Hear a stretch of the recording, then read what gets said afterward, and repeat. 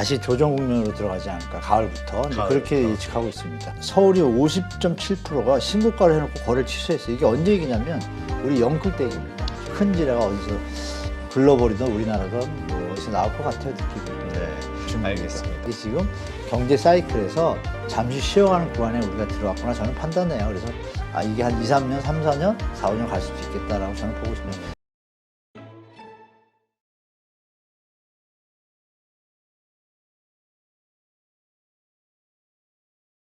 오늘 모신 분은 더 크래시 저자시죠? 한문도 교수님 모셨습니다. 안녕하세요. 네, 안녕하세요. 네.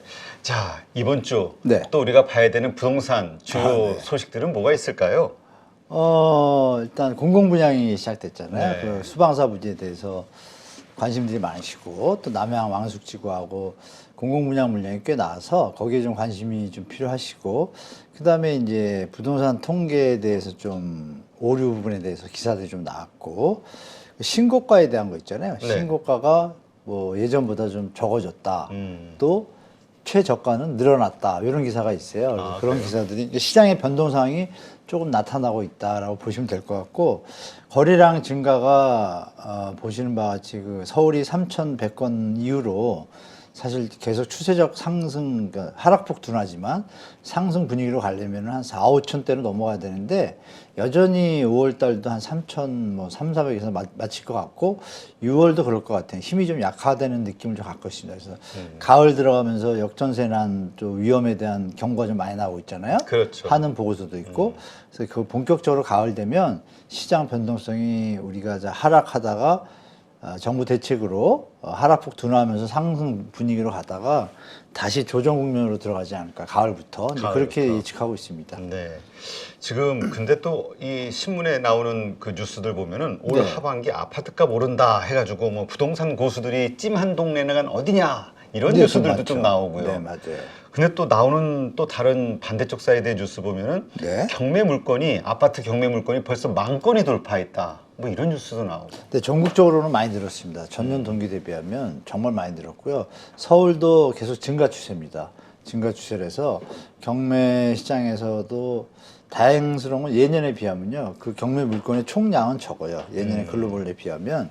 그때 막 500건, 1000건씩 나왔는데 지금 서울에 경우에 아파트가 한 125건 나왔어요. 저번 달에. 근데 그전에는 한 5, 60건에 그쳤거든요. 물량으로는 2배인데 이게 중요한 것은 뭐냐면 자꾸 누적돼 가고 있다는 거죠. 하락하는 게 없고 계속 조금씩 늘어나는데 이게 어느 정점에 가면 갑자기 나올 수도 있거든요. 아시는 바와 같이 요새 연체율 증가가 많잖아요. 그렇죠. 그럼 그게 이제 부동산에 소리 없이 스며들어서 결국 경매 물건 늘어나는데 일조를 하거든요.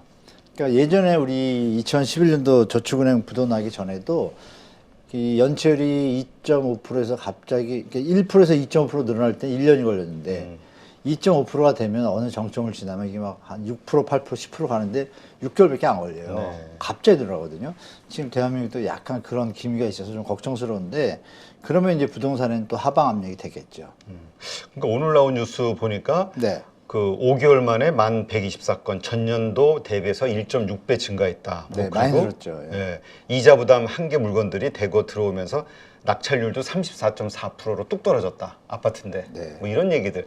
그러니까 이런 것들 보면은 분명히 아파트가 하락이라고 우리가 좀 봐야 되는데 그래도 자꾸 우리가 착시 현상이 아파트는 계속 오르고 있다. 이런 근데 정확하게 아쉽게 사이클 있잖아요. 주식도 네. 그렇고. 그러면 여러분들이 판단하실 게 바보가 아닌 다음에야 하락할 가능성이 많으면 기다렸다가 들어가야 되잖아요. 그렇죠. 저는 이제 그런 시장상이라고 보고 지금 이제 그 얘기를 하시는 분들을 익명이 좀 많을 거고요. 저처럼 이름 내놓고 얘기하는 분들도 몇 분 계시죠.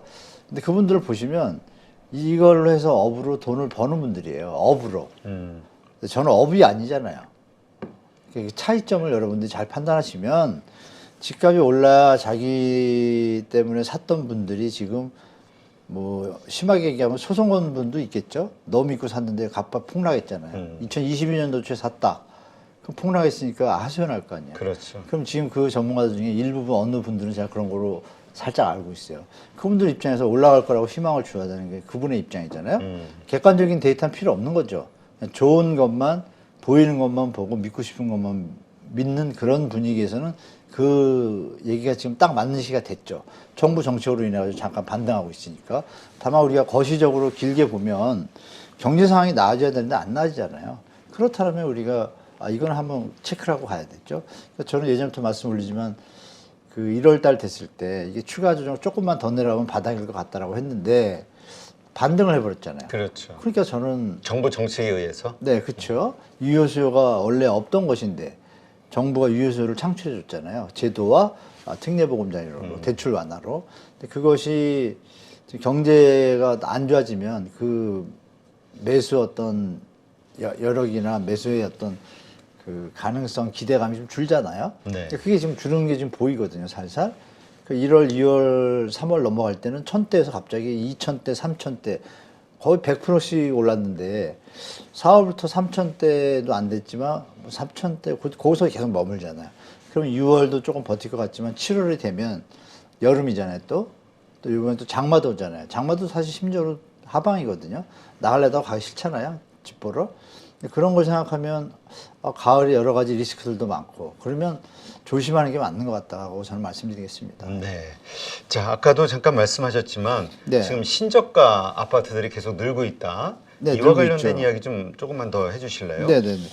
그 제가 그림을 하나 가져왔는데요. 보시면 그 지난해 신고가 거래 후 거래 취소 아파트 비율 왼쪽에 그림 보실 텐데요. 보시면 서울이 50.7%가 신고가를 해놓고 거래를 취소했어요. 이게 언제 얘기냐면 우리 영클 때 얘기입니다. 2021년도 2월의 얘기인데 그 좋을 시절에 50%가 신고가를 쳤는데 왜 해약을 하죠? 뭔가 좀 이상하죠. 그렇죠. 그래서 서울, 울산은 막 50%를 넘고 나머지 지역들도 다 30~40%인 거예요. 그런 가짜 거래죠. 그리고 이제 이런 예를 말씀드리면 이 당시에도 그래서 부동산 감독청 나온다는 얘기 했었잖아요. 그때 특별수사본부가 발족을 했습니다. 해가지고 수사를 해가지고 그중에 사례를 하나 말씀드리면 그 아파트를 갖고 있는 사람이 자기 아들 처제 아파트를 자기 아들 딸 공인중개사가 처제 아파트인데 비싸게 받아주고 싶으니까 공인중개사가 처제 아파트를 자기 아들 딸 이름으로 계약을 해요. 신고가로 해놓고 이걸 갖다가 또 다시 친척한테 넘겨요. 또 신고가를 쳐놔요. 둘 다 거래를 등기를 안 가는 거예요. 여기서 중요한 건 등기를 안 한다는 거예요. 계약서상으로 돈도 안 주고 그냥 거래 신고만 한 거예요. 그 상태에서 제3자는 바깥에 시장을 볼 때 계속 올라가잖아요. 2단계씩 막 1억씩 오시니까 이 사람 살 수밖에 없잖아요. 그러면 올라간 상태에서 분위기가 계속 올라갈 것 같으니까 뭐 5억이 7억이 됐어요. 7억 1000에 팔면 팔려요, 안 팔려요? 팔리거든요. 그렇죠. 7억 1000에 산 사람이 있죠. 그럼 둘을 싹 빼고 등기를 여기서 바로 처제해서 일로 넘긴 거예요. 이게 걸렸어요. 근데 중요한 건 이 건이 한 건이 아니라 전국에 다발적으로 있다는 얘기예요. 그러면 서울도 뻔하잖아요. 그렇죠. 그러면 우리가 거기에 좀 많이 시장이 왜곡됐다는 걸 판단할 수가 있고 지금 그런 추세가 나오고 있는데요. 그래서 원희룡 장관이 이런 얘기를 해요. 보시는 바와 같이 7월부터 올 7월이요. 아파트 실거래가 정부의 등기 여부를 표기하겠다. 등기를 안 하니까 가짜로 하니까 어떤 것들은 신고가를 쳐놓고 1년이 지나도 잔금을 안 쳐요. 이상하잖아요. 그렇죠. 왜? 해지를 하고 문제가 있을 때 벌금을 내는데 그냥 놔두면 아직 잔금기간이 남은지 아닌지 체크를 하는 데가 기관이 없어요. 그러니까 요번에 이제 원희룡 장관이 요즘 뉴스가 제가 말씀드렸던 통계 문제라든지 신고가 문제 있다 이런 것들이 자꾸 나오다 보니까 이거 여론상 이거 가짜 반등이라는 느낌이 드니까 원희룡 장관이 조사 들어왔잖아요. 그러면서 이 말을 했단 말이에요. 7월부터 실거래가 장난에 칼피된 원희룡. 7월부터 아파트 실거래가 정부의 등기 여부 표기 이렇게 했는데 여기서 정말 아이러니한 걸 제가 다음 주에 보여드릴게요.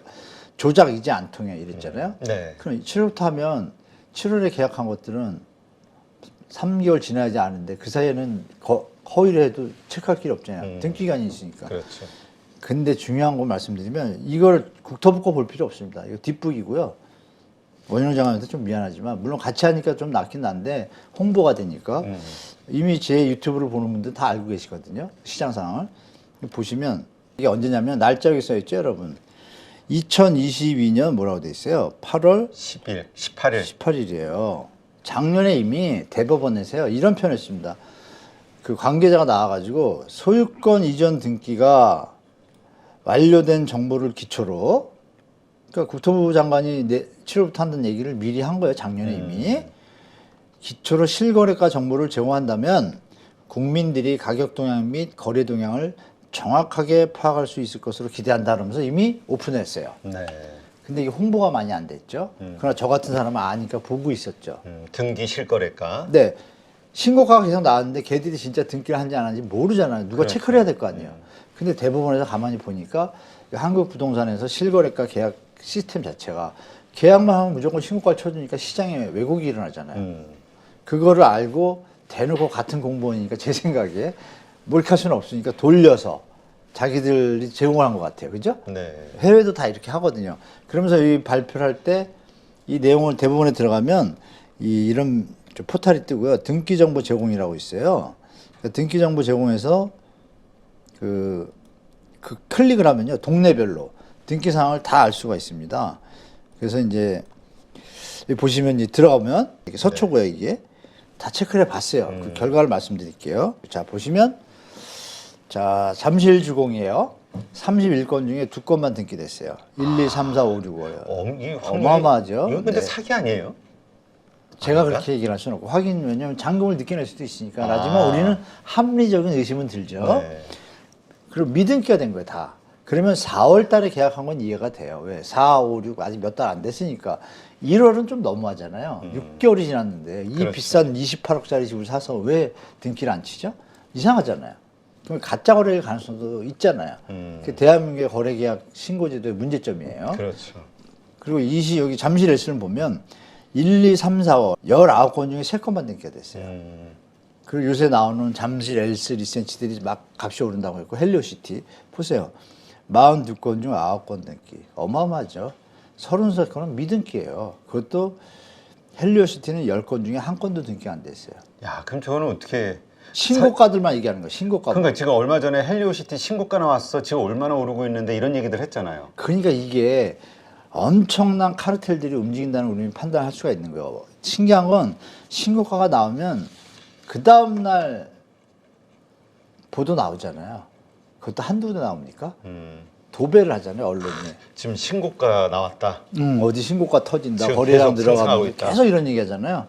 거기다 한국부동산원도 일조했잖아요. 뭐 저번에도 말씀드렸지만 통계에 약간 오류 조작 기미가 좀 있잖아요. 이런 게 이제 카르텔들이 있는 거예요. 라인을 따라서. 그죠? 우리가 간첩 잡는 것처럼 잡아야 되는데 뭐 원효 장관이 칼 빼들었으니까 그래야 공정하고 투명한 시장이 되죠. 이게 무슨 문제가 있냐면 팔려고 하시는 분들도 못 파는 거예요. 왜? 나는 19억에 팔아서 예상 계획이 있었는데 집값이 막 올랐단 말이에요. 그 부동산에 또 뭐라 그래요?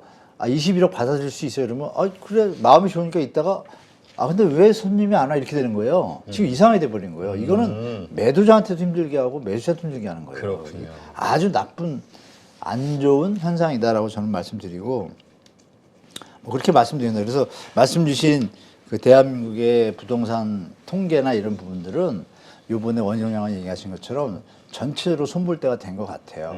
실제로 감사원에서 지적도 받았어요. 네. 그리고 전 세계에서 주간 동향을 발표하는 데가 대한민국밖에 없습니다. 거기까지 말씀을 이해하실 겁니다. 네.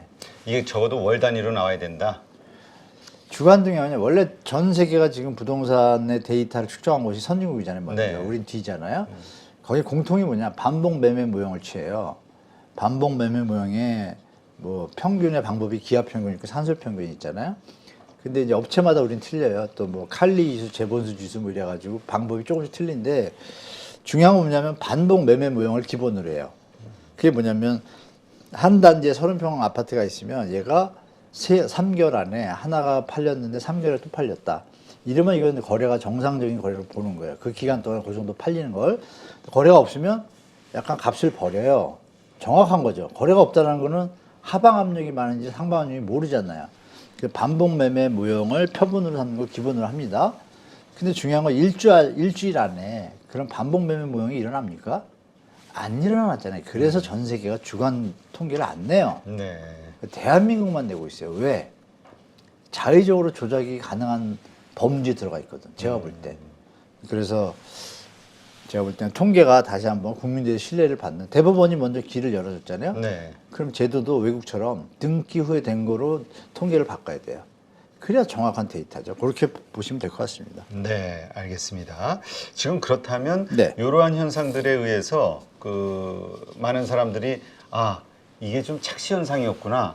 이게 좀 뭔가 조작된 것들이 있구나라고 생각을 하게 됐을 때 네. 그럼 결국 또 이게 시장이 네. 그 뭐지 실망 매물 혹은 뭐 실망 매도 아니면은 뭐 이러한 현상들이 일어날 수밖에 없는 거 아닌가요? 근데 우리나라의 언론 지형이 그 아시겠지만 60, 70, 80 세대분들은 TV를 많이 보시잖아요.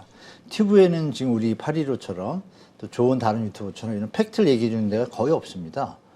이렇게 이쪽에서 여론이 형성이 됐을 때 그 뒤에 뜨거든요.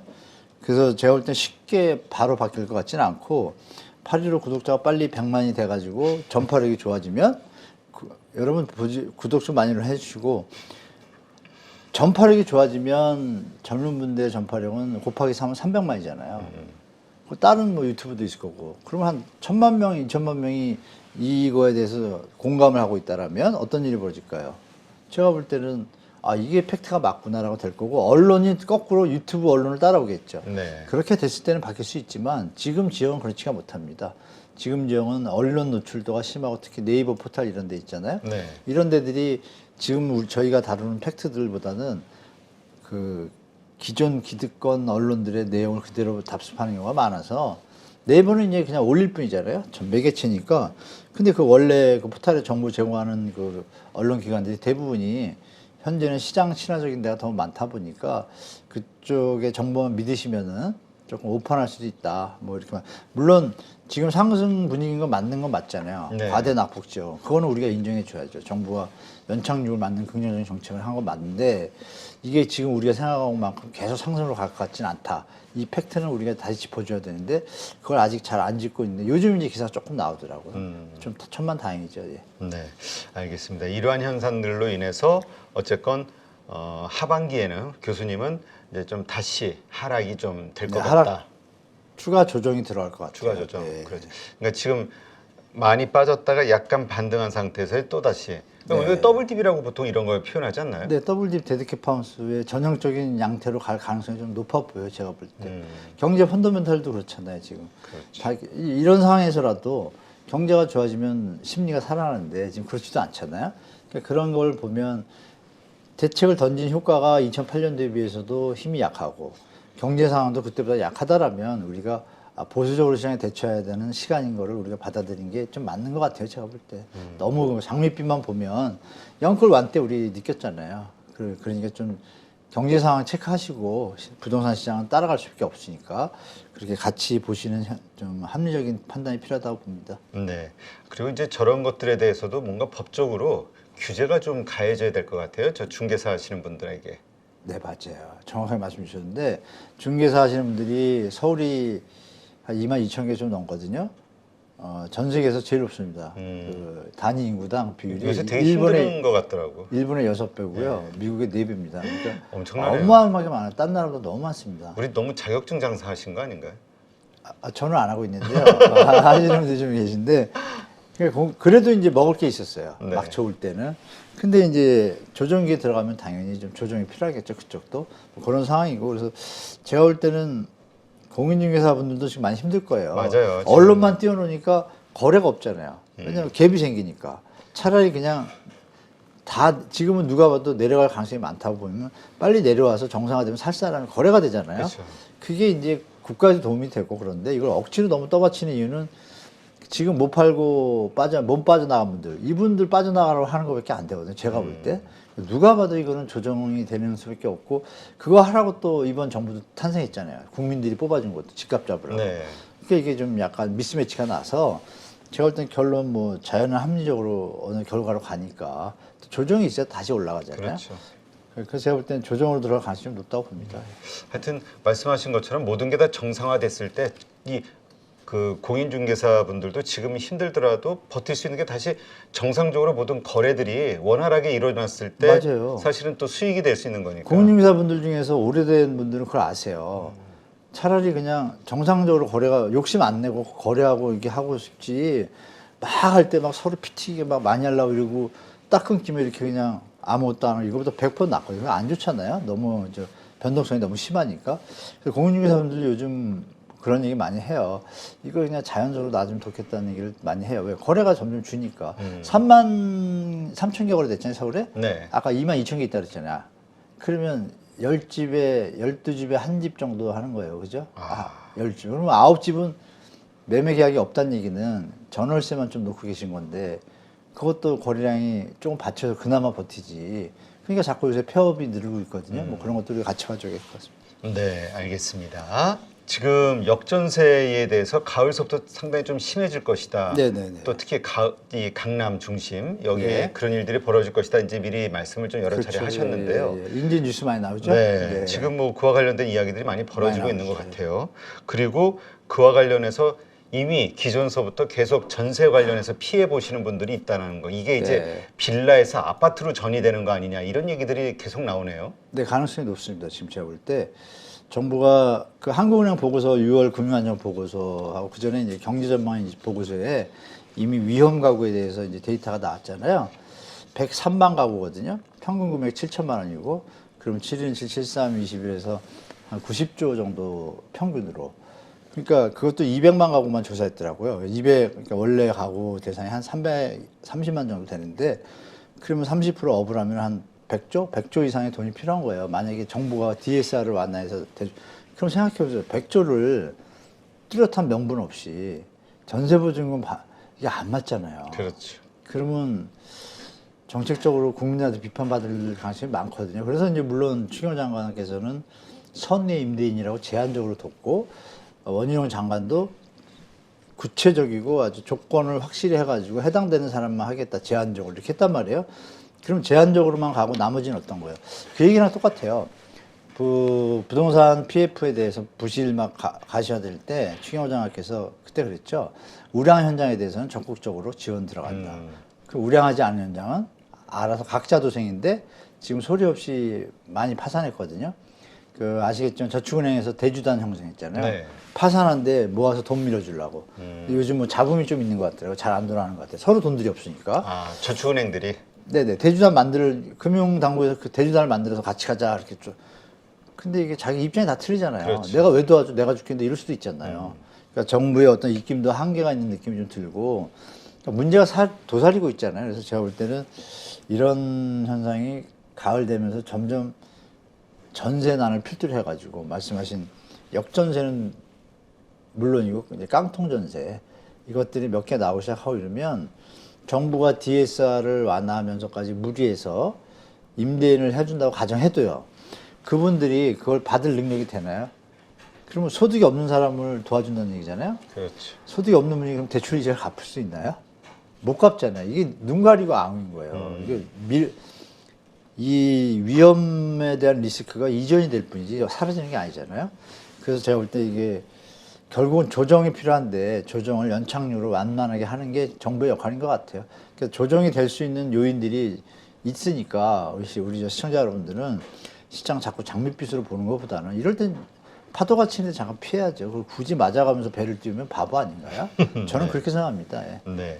그러니까 이러한 상황에서는 지금 사실 집을 살 때는 아닌데 지금 집을 사는 움직임들이 왜냐면 자꾸 조급해져서 근데 보도가 자꾸 나오니까. 네, 그런 움직임이 이 있다는 얘기 드려볼게요. 만약에 보도가 하나도 없다고 가정할게요. 지금 집 사고 싶을까요? 아니죠. 결혼하거나 아주 필수적인 사람만 사고 싶지. 보도가 없었다라는 자연스럽게 이게 자유시장 공정경제에 딱 저절로 갈 거를 정부가 이제 어떤 생각이신지 모르지만 국가경제를 책임지다 보니까 여러 가지 고민이 있어서 던졌지만 제가 보기에는 조금 합리적이진 않다라는 생각 좀 하고 있습니다. 그렇다면 지금 무주택자들 입장에서는 뭐 가을에 하락한다고 생각하시는 거니까 뭐 지금은 또 기다려야 제 되는 예측이니까 네. 저만 믿으시고 또 나중에 그렇죠. 원하지 마시고 그럼 뭐- 본인이 능력이 되시면 능력이라는 게 그거죠. 자기 소득 수준에 지금 좀 많이 내려왔었잖아요. 그래서 좀 반등했지만 인천 같은 데는 50% 내려왔다가 지금 한 40%나 35% 정도까지 회복을 했어요. 그러면 예전에 가격이랑 비교를 해보세요. 많이 내려온 건 맞잖아요. 그러니까 제가 볼 때는 더 내려갈 수 있는 곳도 있지만 어느 정도 조정이 된 국면들도 있잖아요. 그런 걸 다 가리셔야 돼요. 그래서 만약에 35% 자기 소득에 대출원리금 상환액이 35% 수준인데 자기가 계신 데의 지역이 충분히 빠진 데서 조금 올라갔다. 이러면 접근하셔도 되고 이왕이면 신규 공공 분양이 요새 이제 물량이 나오잖아요. 총선 때문에 이제 분양 물량이 많이 나올 거예요. 왜냐하면 젊은이들 표를 얻어야 되니까 환심을 살려면 자꾸 분양 물량을 싸게 많이 해야겠죠. 네. 그리고 문재인 정부 때 120만 공공택지 물량을 충분히 축적해 놨으니까 의지만 있으면 사전 청약 많이 할 수 있는 거예요. 그런 게 가을, 겨울, 내년 봄까지 올 수도 있으니까 내 집 마련에 소극적으로 뒤로 계시면 안 되고 그렇죠? 가격 체크하셔가지고 접근하시고 중요한 건 무리하게 투자를 타면 절대 아니라는 거죠. 그런데 만약에 더 떨어져도 5에서 10%, 15% 떨어져도 감내할 수 있다는 마인드를 가실 경우는 사시는 거고 내가 그 정도 여력은 안 되고 나는 더 내려오면 살 수 있다 이러신 분들은 지금 무리해서 살 일이 없는 거죠. 영꿀밖에 안 되는 거예요. 그거는. 그건 하지 마라 이 얘기입니다. 그래서 그런 분들은 충분히 기다려 보셔라. 왜 지금도 어려운데 조금 더 올라오면 당연히 못 살 것인데 내려갈 때 살 수 있는 능력이 된다라면 그쪽에다 배팅을 하셔야지 굳이 무리하게 따라갔다가 내려갈 가능성에 문제가 터지면 지금 영끌 하신 분들 지금 투잡, 쓰리잡 하면서 잠 못 자고 지금 머리 아프잖아요. 그런 일을 당하시면 뭐 건강되시잖아요. 그러니까 그런 시기예요, 제가 볼 때. 그래서 겨울까지는 무리하게 공격적인 매입은 피하셔라 좀 말씀드리겠습니다. 네. 지켜보고. 네. 근데 지금 그 미국에서 5월에 그 신규 주택 착공수 있잖아요. 네. 이게 한 마이너스 0.8% 전달보다 이렇게 예상했는데 22%, 21.7% 네. 급증한 걸로 탁 나와가지고 네. 모든 신문에 또 이게 촥 나오면서 네. 나오는 헤드라인 카피가 뭐냐면 주택 경기가 다시 살아나보다 글로벌리 소비 심리가 회복이 되고 있다 이런 얘기들을 지금 하고 있거든요. 이거 보면은 또 기저효과죠. 내려온 거에서 올라온 거 아니에요. 그동안 내려온 거는 계산을 안 하나요? 예를 들어 100점 맞던 학생이 뭐 50점이 됐어요. 근데 50점에서 그냥 쳐다보면 70점 되면 많이 올라간 것 같잖아요. 그렇게 너무 우호적으로 긍정적으로 보시는 게 아닌가. 미국 주택 공급이 늘어나서 지금 고금리를 사줄 사람이 누가 있나요? 좀 뭐가 이상하잖아요. 기사 자체가. 조금 더 제가 파악한다 해서 다음에 그 기사의 어떤 본질이 네. 실제로 지금 크래시라고 해서 이제 그 터질 거라고 미국의 CNBC부터 다 지금 보도하고 있거든요. 주택시장 만만치 않다고. 근데 이제 그거 딱 하나 팩트만. 항상 보면 이런 기사들의 패턴이 있어요. 하나 팩트만 갖고 일반화 시키는 거예요. 그러니까 어떤 이유가 있으니까 그렇겠죠? 그걸 한번 제가 체크해보고 다시 한번 정확히 말씀드릴게요. 네, 알겠습니다. 하긴 근데 항상 끝은 우리가 모두가 열어놔요. 여기도 기사들도 보면은 네. 그 페드의 추가 금리 인상 예고에 따라 주택담보대출 모기지 금리가 더 치솟을 경우에는 주택 수요가 다시 타격을 받을 가능성도 제기된다. 좀 지켜봐야겠죠. 네, 알겠습니다. 지금 한국 부동산 지금 이제 많이 빠졌잖아요.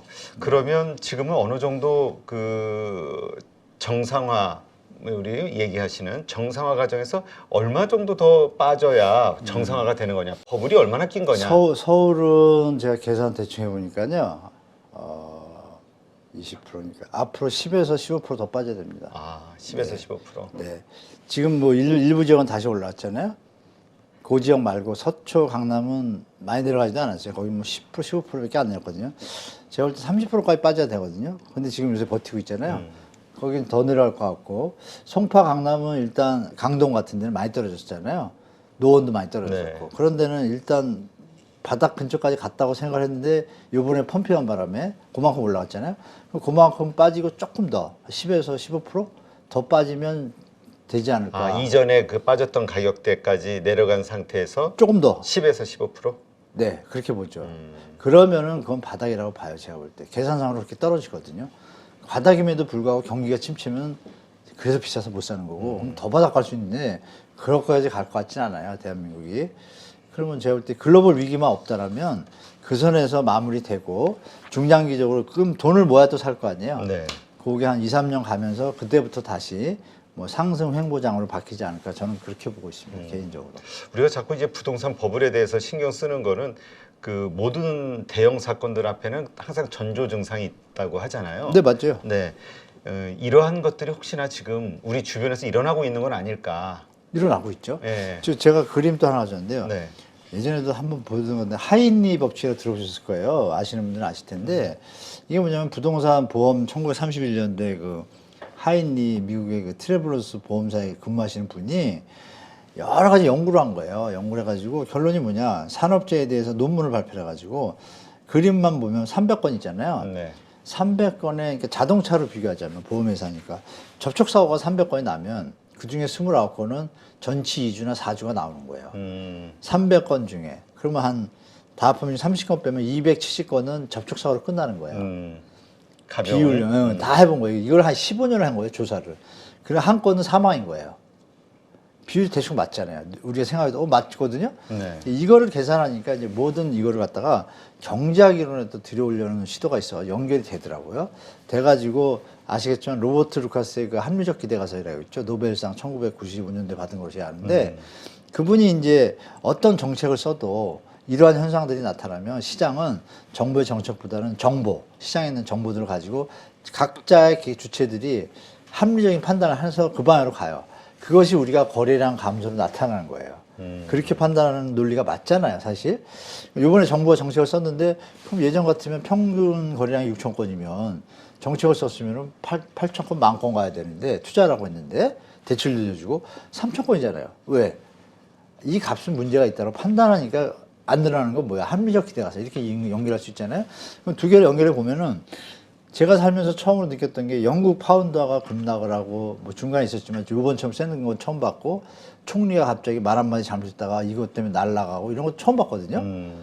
그리고 뭐 중국 헝다으로 이게 왜 부도나지? 처음에 터졌을 때 깜짝 놀랐어요. 네. 우리나라 말하면 삼성물산 부도난 건데. 그렇죠. 근데 또 끄떡 없어요. 잘 묻어가요 또 공산주의국가니까. 그것도 신기하고. 크레디트 스위스가 뱅크런이 된다 만다 한번 했다가 버텼다가 결국 정되고 갑자기 뭐 퍼스트 리퍼블릭 터지고 은행이 뭐 툭툭 자빠지고 미국이 갑자기 급하게 뭐 예금보험 그 뭐죠 원금 보장을 갖다 뭐 풀러 이상한 일이 벌어진단 말이에요. 그러더니 우리나라도 또 벌어지네요. 우리나라도 갑자기 레고랜드에서 뭐 이상한 소식이 들려가지고 난리가 나고. 네. 뭐 처음으로 우리나라 최초로 제가 아는데 흥국생명이 그 신종자본증권 콜옵션을 또 포기해가지고 또 완전 두드려 맞았잖아요. 네. 이거 문제가 있구나. 이런 게 막 날렸잖아요. 작년 가을에. 저도 처음 보는 거란 말이에요. 이렇게 갑자기 글로벌 금융위기도 아닌데 그 정부가 막 부랴부랴 나서가지고 긴급 대책 발표하고. 네. 이건 뭔가 조짐이 있잖아요. 그런 부분에서 이제 아니나 다를까 2023년 되기 전에 하반기에 갑자기 폭락을 했잖아요. 겹쳐졌잖아요. 네. 그러면 이게 그전에 없던 일이잖아요.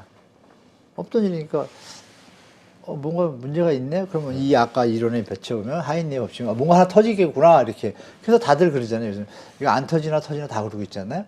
그런 시기다. 그래서 좀 조심하자라고 좀 말씀드립니다. 그래서 지나간 다음에 확인하고 공격적 투자 형태나 내 집 마련을 들어가는 게 낫다. 당분간은 보수적으로 접하시라 말씀드리겠습니다. 네, 알겠습니다. 이러한 현상들은 항상 큰일이 있기 전에 나오니까. 네. 예. 그러니까 이번엔 설마 이랬다가는 또 큰 코 다칠 수 있다. 그렇지 않나요? 결국은 정리가 돼야. 그렇죠. 우리나라뿐이 아니라 이 자본주의 시스템 자체가 그렇잖아요. 처음에 그 중상 상업자본주의에서 그다음에 제조, 산업혁명으로 산업자본주의, 그다음에 금융이 터져가지고 금융이 세팅되면서 금융산업자본주의. 지금 뭐예요? 금융산업자본주의잖아요. 이 금융산업자본주의는 목적이 뭐예요? 채무자를 늘리는 거예요. 네. 근데 채무자가 없으면 돼요. 없으면 어떻게 되죠? 피라미드 사기처럼 밑에 받쳐주면 않으면 깨지잖아요.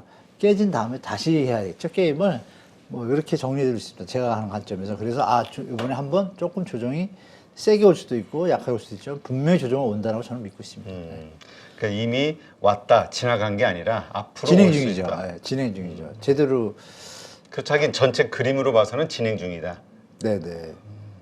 알겠습니다. 올 가을 겨울 사이에 뭐 하나 터질 가능성이 좀 있다고 저는 보고 있어요.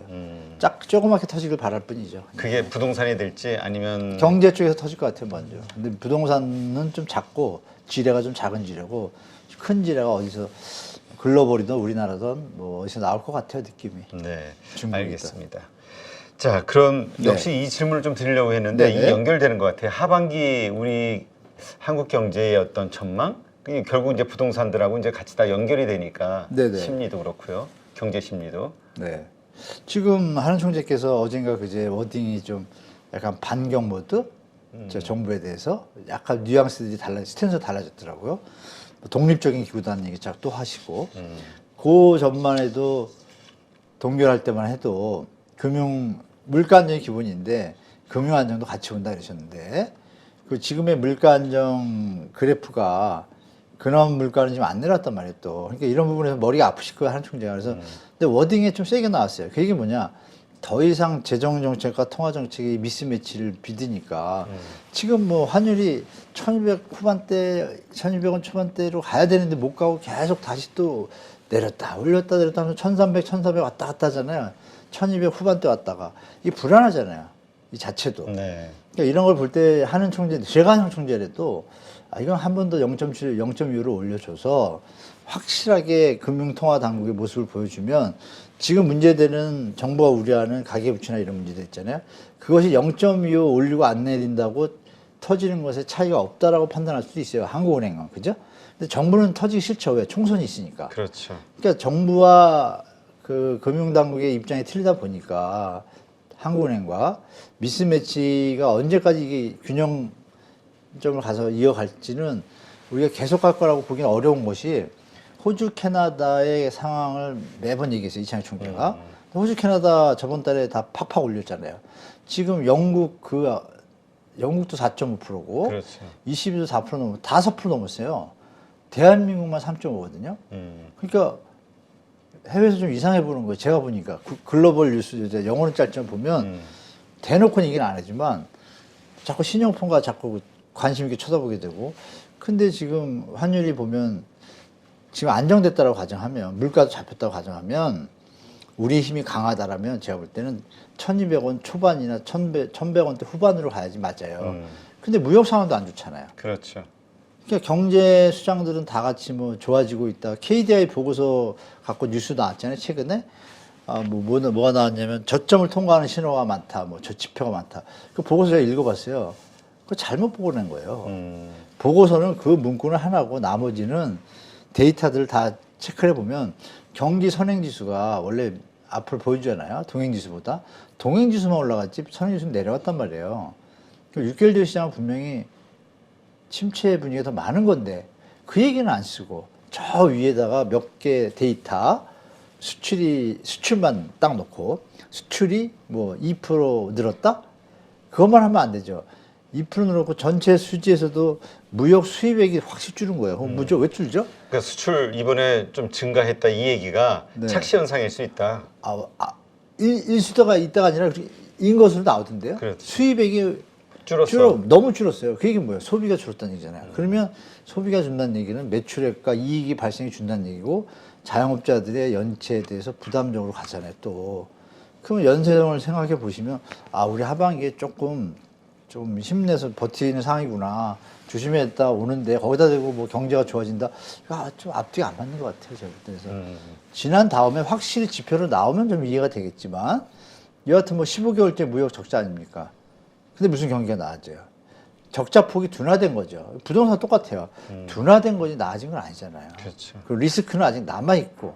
그러니까 그거는 제가 볼 때 시간이 지나서 한 이번 가을 정도는 지나야 제가 볼 때 요새 뭐 에코프로 뭐 호재라든지 뭐 미국 IRA 그 호재가 잘 나오면 좀 이해가 되지만 좀 나아질 게 뭐가 있나요? 반도체밖에 더 없잖아요. 그것도 뭐 생산량 줄여가지고 단가 올리는 건데, 그렇죠? 그러니까 여러 가지로 제가 볼 때 관점에서는 이게 지금 경제 사이클에서 잠시 쉬어가는 구간에 우리가 들어왔구나 저는 판단해요. 그래서 이게 한 2, 3년, 3, 4년, 4, 5년 갈 수도 있겠다라고 저는 보고 있습니다. 이때가 자산가들이나 금융 현금화된 분들이 또 투자 기회가 되는 거죠. 네. 다음에 호황이 오니까. 지금은 약간 쉬면서 관망하면서 보수적으로 투자하는 때다. 내 집 마련도 마찬가지 이렇게 말씀드리겠습니다. 하긴 뭐 이창용 한국 총재가 정부의 인위적인 물가 관리에 대해서 지속 가능하지 않다. 이기적이라는 얘기가 됐어요? 그래요? 진짜예요? 아니? 그건 잘 모르겠어요. 네. 저는 지속 가능하지 않다. 맞아요. 그 얘기 너무 센 말이죠. 그거 워딩 아시잖아요, 대표님도.